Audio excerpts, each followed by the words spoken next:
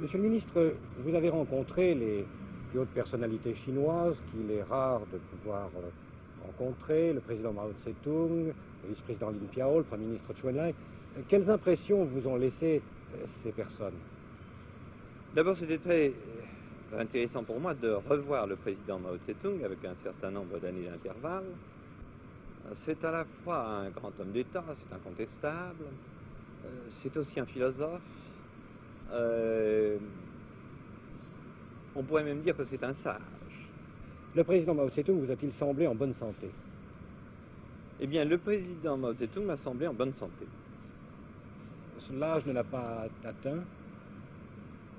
Écoutez, il est à un âge où quand on prend une année de plus, ça paraît peut-être davantage que quand on est plus jeune, bien sûr.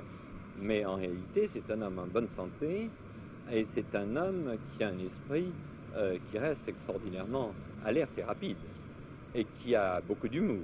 Le vice-président Lin Piao est un homme volontairement discret, par tempérament, peut-être en raison de ses fonctions qui sont très hautes. Monsieur Lin Piao semble davantage à la fois un homme de réflexion et un homme d'autorité, mais d'autorité qui n'a presque pas besoin de s'exprimer, d'une autorité qui est sûre.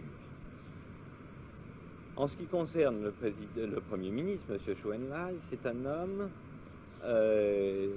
d'une intelligence extrêmement rapide, séduisante, qui sait rire.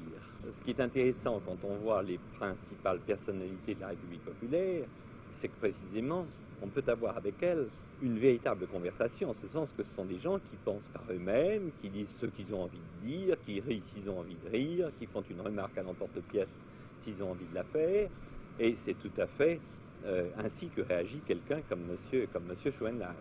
Vos rencontres, d'après les photos qu'on a pu en voir, vos rencontres ont l'air d'avoir été peut-être un peu protocolaires, mais quand même assez cordiales. Est-ce le cas? Elles ont pu vous paraître protocolaires dans tout ce qu'elles avaient d'officiel, c'est-à-dire dans toutes les photos qui ont pu être prises. C'est la photo de famille, tout le monde est debout, ça se fait aussi chez nous. Mais dans les conversations, le ton a été extrêmement cordial, et même, je peux presque dire, amical.